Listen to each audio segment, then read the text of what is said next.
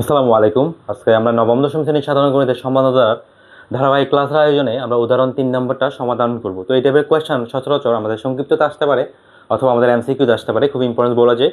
তো দেখো, প্রথম 50টি স্বাভাবিক সংখ্যার যোগফল নির্ণয় করো।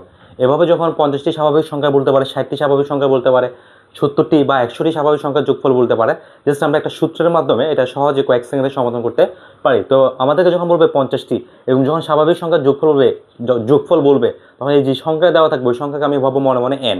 এটা সবসময় এন এর মান। আজকে যদি 100টি বলতো তাহলে এন এর মান 100 হইতো। আজকে যদি 40 বলতো তাহলে এন এর মান কত হইতো? 40।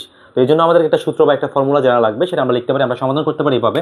একেবারে আমরা লিখতে পারি যে স্বাভাবিক সংখ্যার যোগফল বললে বা সমষ্টি বললে আমরা লিখতে পারি, আমরা জানি S N equal n into n plus 1 divided 2। তাহলে এই সূত্রের মাধ্যমে আমরা এই টাইপের যত ম্যাথ আসুক না কেন পরীক্ষায় সহজে সমাধান করতে পারি। তো n এর মান হচ্ছে এখন কত? 50।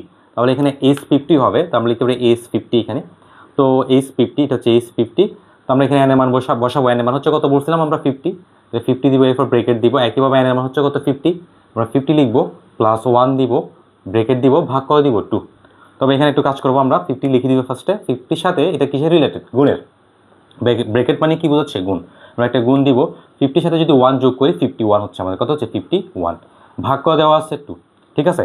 এরপর দেখো আমরা একটু এখানে কাটাকাটি করবো, ভাগ করবো, যেটাকে আমরা বলি ভাগ। যে 50 ভাগ 2 দিব, যখন 50 ভাগ 2 দিব আমাদের রেজাল্ট আসবে কত? 25। কত আসবে? 25। তাহলে এখানে পাচ্ছি আমরা 25। এই যে 25 গুণ 51। ঠিক আছে।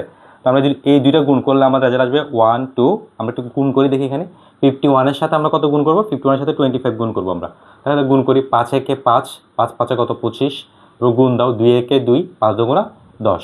তাহলে 5 5 2 7 2 1 2 7, 1 2 7 5, 1 2 7 5। এটা হচ্ছে আমাদের মূলত এই অঙ্কের রেজাল্ট। তো এই টাইপের ম্যাথ পরীক্ষা আসে, ওগুলো আমরা অনেক সময় সহজ বলে স্কিপ করি, কিন্তু অনেক সময় পরীক্ষা হলে গেলে দেখা যাচ্ছে পারতেছি না আমরা।